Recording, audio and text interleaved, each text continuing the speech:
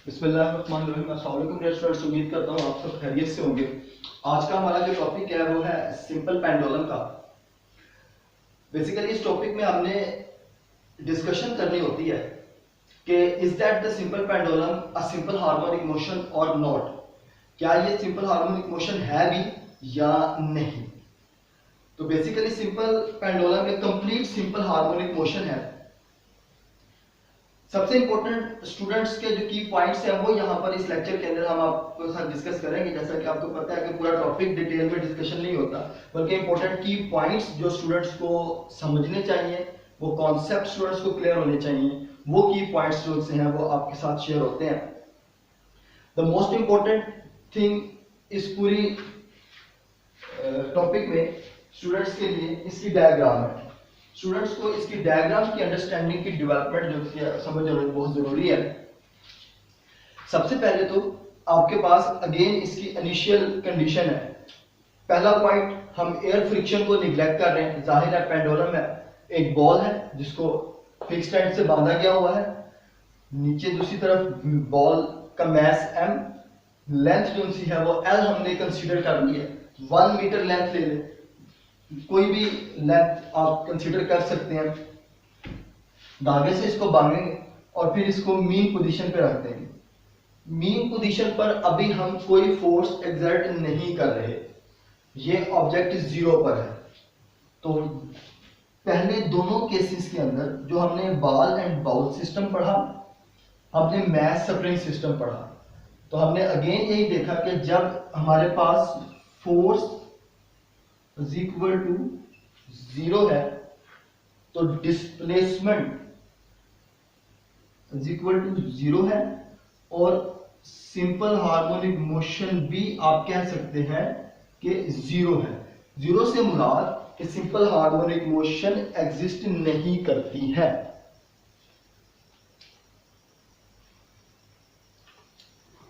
अब dear students, simple harmonic motion में इस स्पेसिफिक केस में आपको एक ये एरो नजर आ रहा होगा ब्लू कलर का, जिसकी के डायरेक्शन इस तरह से डाउनवर्ड दिखाई गई है और लिखा हुआ है W is equal to mg। अगर मैं यहां पर स्पॉट करूं तो मैं इस एरो की बात कर रहा हूं। इस एरो के अगेंस्ट ये धागा है। इस धागा क्या कर रहा होगा, धागा बॉल को ऊपर की तरफ खींच रहा होगा। जब ये बॉल को ऊपर की तरफ खींच रहा होगा तो R एक रिएक्शन फोर्स है। किसकी रिएक्शन फोर्स है, इस वेट की। तो इसकी डायरेक्शन एग्जैक्ट ऑपोजिट होगी वेट के। तो जितना वेट डाउनवर्ड एक्ट कर रहा होगा बॉल का, धागे की उतनी ही बराबर मिकदार में रिएक्शन फोर्स ऊपर की तरफ एक्ट कर रही होगी। तो अगर मैं इसको वेक्टर्स के लिहाज से सॉल्व करूं तो हमें पता है कि जब दो वेक्टर्स ऑपोजिट डायरेक्शन में हो तो हम एक वेक्टर के साथ नेगेटिव साइन लगाते हैं और रिजल्टेंट वेक्टर दोनों का सम होता है। क्योंकि वेट रिएक्शन फोर्स के बराबर है तो नेट रिजल्ट क्या होगा, 0।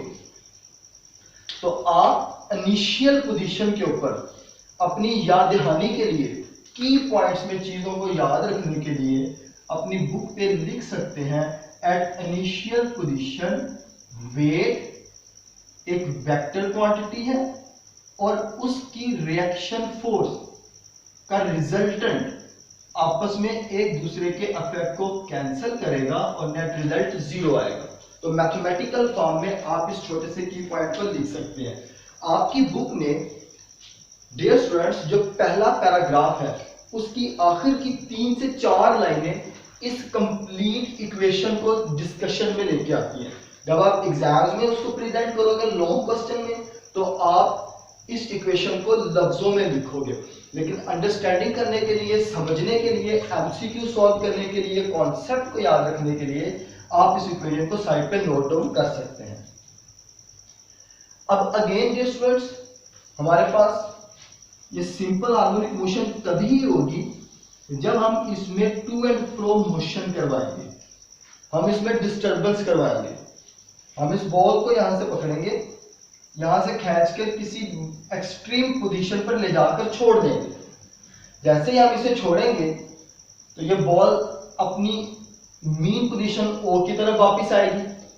यहां O पर एयर फ्रिक्शन तो मौजूद नहीं है, बॉल का मैस इनर्शिया मौजूद है, तो ये यहां से क्या करेगा, बी पोजीशन की तरफ मूव कर जाएगा और फिर बी पोजीशन पर मैक्सिमम वो जितना हरकत कर सकता होगा उस हरकत के बाद वापस क्या करेगा, अपनी मीन पोजीशन ओ पर वापस आएगा और कंटिन्यूसली ये बॉल ए से ओ से ए और ए से बी के दरमियान क्या करता रहेगा, हरकत करता रहेगा, मूव करता रहेगा।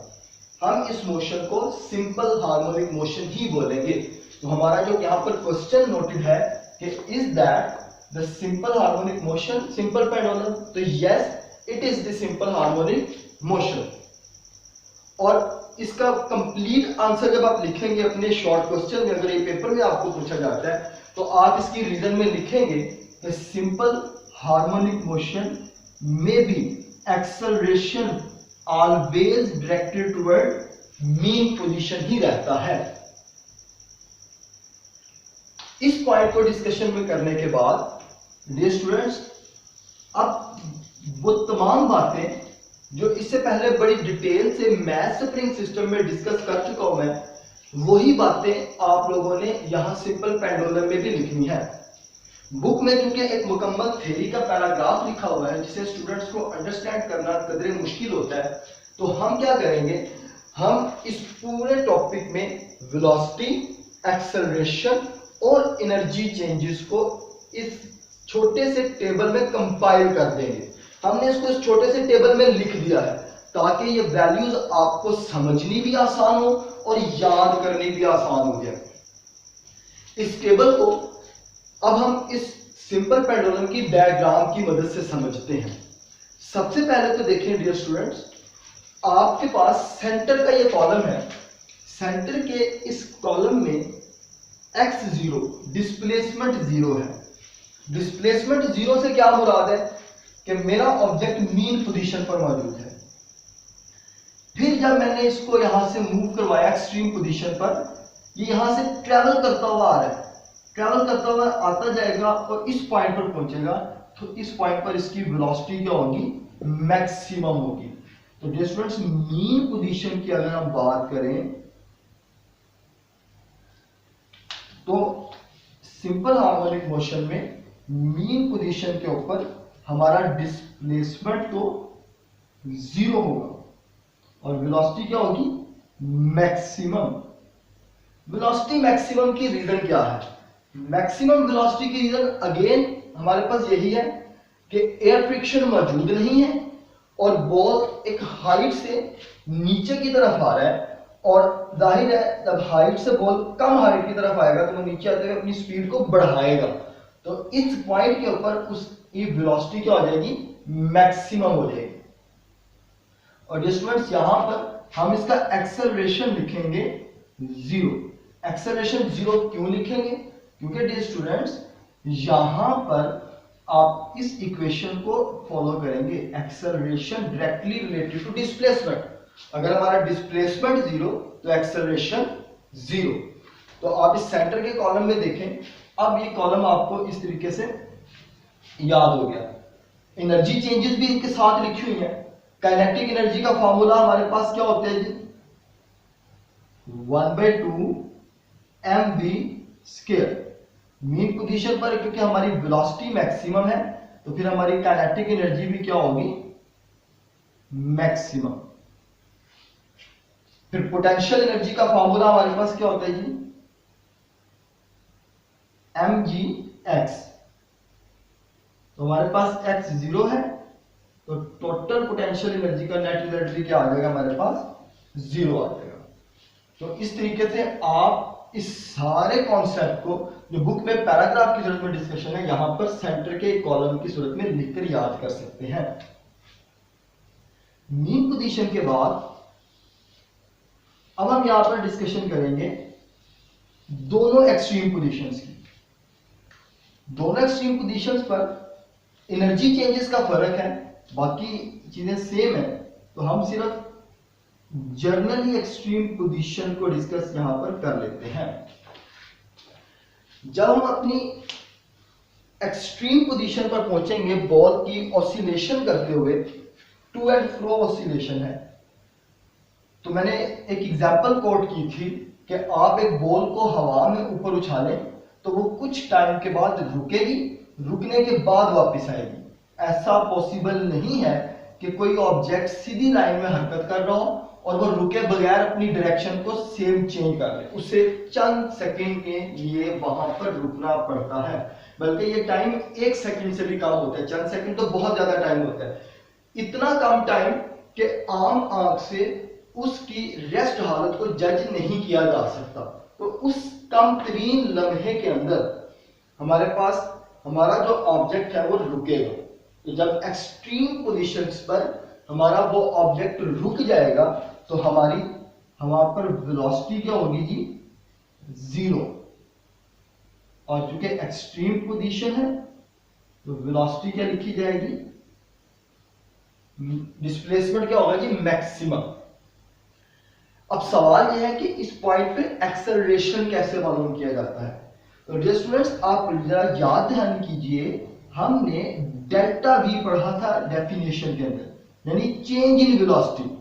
तो वो लम्हा जो कि बहुत छोटा है, बहुत मुख्तसर है, आम आंख से स्पॉट नहीं किया जा सकता, उस लम्हे में वेलोसिटी 0 है। तो वेलोसिटी चेंज तो मौजूद ही नहीं है, वेलोसिटी चेंज तो एग्जिस्ट ही नहीं करता।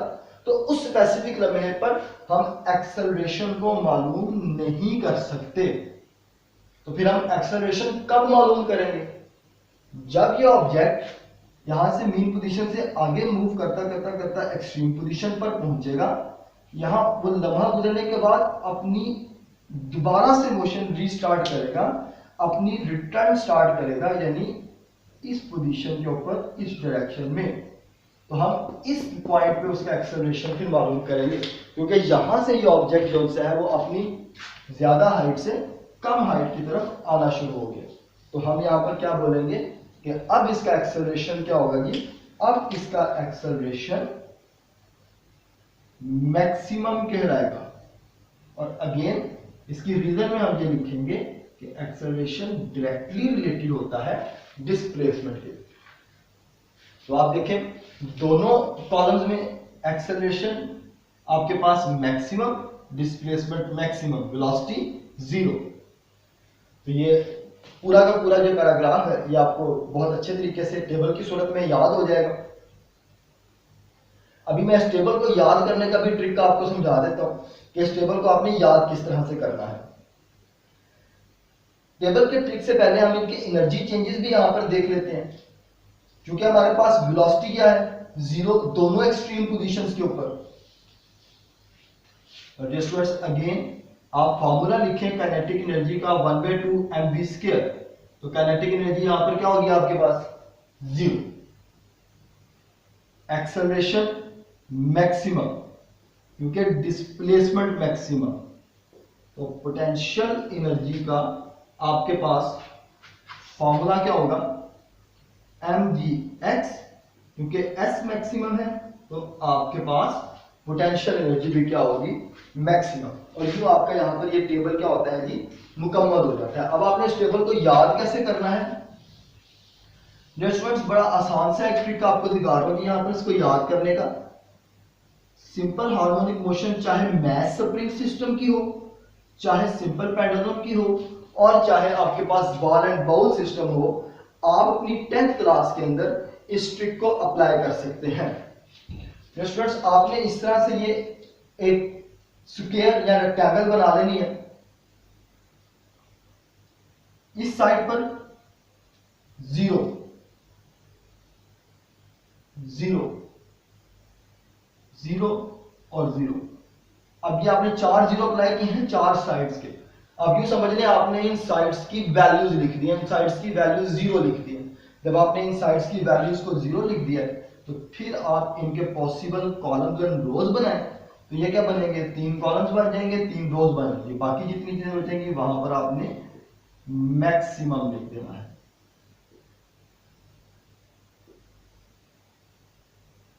ये डिस्प्लेसमेंट का, ये वेलोसिटी का, ये एक्सेलरेशन का, ये 2 एक्सट्रीम पोजीशन, ये 2 मीन पोजीशन। तो आप देखें displacement maximum, displacement maximum, displacement maximum, maximum, velocity 0, extreme position पर 0, एक्सेलरेशन मैक्सिमम और वेलोसिटी मैक्सिमम मीन पोजीशन पर, दोनों पोजीशन पर 0। तो इस तरीके से आप इस टेबल को जुबानी याद कर सकते हैं। ओके स्टूडेंट्स, इसके बाद हमारी बुक में टाइम पीरियड का फॉर्मूला लिखा हुआ है, T = 2π√L/g। आपने इस फॉर्मूले को ना सिर्फ याद रखना है बल्कि इसकी अंडरस्टैंडिंग भी डेवलप करनी है। Time period of a simple pendulum दो इंपॉर्टेंट फैक्टर्स के ऊपर डिपेंड करता है। एक है आपके पास लेंथ L और दूसरा है आपके पास ग्रेविटेशनल एक्सेलरेशन G। जैसे जैसे आप लेंथ बढ़ाते जाएंगे टाइम पीरियड जो सा है वो स्क्वायर रूट अमाउंट में बढ़ता जाएगा। तो आपका लेंथ के साथ टाइम पीरियड का रिलेशन क्या बनेगा, एक किस्म का डायरेक्ट रिलेशन बनेगा। ग्रेविटेशनल एक्सेलरेशन के साथ आपका रिलेशन जो सा है वो इनवर्स बनता है। इस बात को समझने के लिए आप इस तरह से समझ लें कि ग्रेविटी कैसे चेंज होगी। हमें पता है ग्रेविटेशनल एक्सेलरेशन एक यूनिवर्सल कांस्टेंट है, जी की अगर हम बात करें।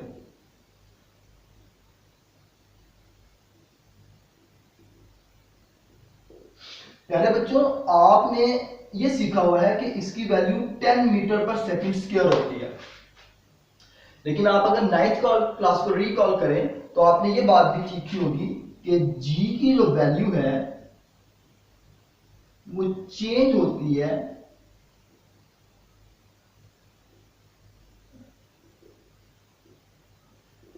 With change of height, height के चेंज होने से। तो अब यहां पर अगर हम इस स्पेसिफिक सिंपल पेंडुलम की बात करें तो हाइट का चेंज कोई इतना ज्यादा विजिबल नहीं है, तो इतना ज्यादा जी की वैल्यू अफेक्ट नहीं करेगी। लेकिन अगर मैं इसको एक ऐसा सिंपल पेंडुलम लेट करूं, लेट्स सपोज ये एक एजम्पशन है सिर्फ बात को समझाने के लिए कि हम यहां सी लेवल पर मौजूद हैं, जहां पर हमारी जी की वैल्यू 10 मीटर पर सेकंड स्क्वायर है और हम अपने इस पेंडुलम को ड्रैग करके सी लेवल से ऊपर मरी में ले जाते हैं। सी लेवल पर हमारी सिटी कराची और हम इसे मरी पर ले जाते हैं, तो फिर मरी पर जी की वैल्यू जो सी है वो क्या होगी, मिनिमम होगी। जब जी की वैल्यू चेंज होगी तो फार्मूले के अंदर टाइम पीरियड भी फिर क्या होगा बच्चों, चेंज होगा। तो इस बात को समझने के लिए आप एक छोटी सी, एक बड़ी इंटरेस्टिंग सी एग्जांपल सेट कर लें कि हमने एक ऐसा सिंपल पेंडुलम लगाया जिसकी टोटल लेंथ जो सी है वो कराची के समुद्र की सतह पर है और हमने उसको फिर उठाकर कहां ले गए, मरी पर ले गए। तो मरी चूंकि सतह समुद्र से बहुत ज्यादा ऊंचा है, वहां फिर एक सिग्निफिकेंट वाजिया फर्क मिलेगा आपको जी की वैल्यू का। और इस चीज का सबूत यह है कि जब आप मरी जैसे इलाकों को विजिट करते हैं तो वहां पर आपको सांस लेने में दुश्वारी होती है, ऑक्सीजन लेवल भी इतना अच्छा नहीं होता और जी की जो वैल्यू है जमीन के साथ ग्रेविटेशनल वैल्यू वो भी कम होती चली जाती है। तो आप फिर वहां पर सिग्निफिकेंट चेंज देखेंगे और आपका टाइम पीरियड भी क्या होगा, चेंज होगा। आमतौर पे जो सिंपल पेंडुलम रूम के अंदर इस्तेमाल हो जाते हैं उसमें ये जी की वैल्यू जो सी है वो इतनी ज्यादा अफेक्टेबल नहीं होती। उसकी रीजन ये है कि हमारे पास ये जो हाइट है ये इतनी वाजिया हाइट नहीं होती है, ये बहुत जो सी है वो मिनिमम हाइट होती है। और उसके बाद हमारी बुक में आखिर का एक इंपॉर्टेंट पॉइंट लिखा हुआ है जो कि शॉर्ट क्वेश्चन की स्टूडेंट से पूछा जाता है कि टाइम पीरियड जो सा है वो मास और एम्पलीट्यूड के इंडिपेंडेंट है। इस बॉल के मास से कोई फर्क नहीं पड़ता क्योंकि हमारे पास फार्मूला क्या है, T = 2π√L/g। तो जब हमारे पास फार्मूले में ना तो मास का जिक्र है और ना ही एम्पलीट्यूड का जिक्र है, तो मास और एम्पलीट्यूड चेंज करने से टाइम पीरियड पर कोई भी इफेक्ट नहीं पड़ेगा। डियर स्टूडेंट्स, उम्मीद करता हूँ ये टॉपिक आपको बड़े अच्छे से अंडरस्टैंड हो गया होगा। अगर आपको हमारा लेक्चर अच्छे से समझ में आया है तो आप हमारे इस चैनल को लाइक करें ताकि मजीद आने वाली वीडियोस भी इस लेक्चर्स की आपको मिल सके। शुक्रिया।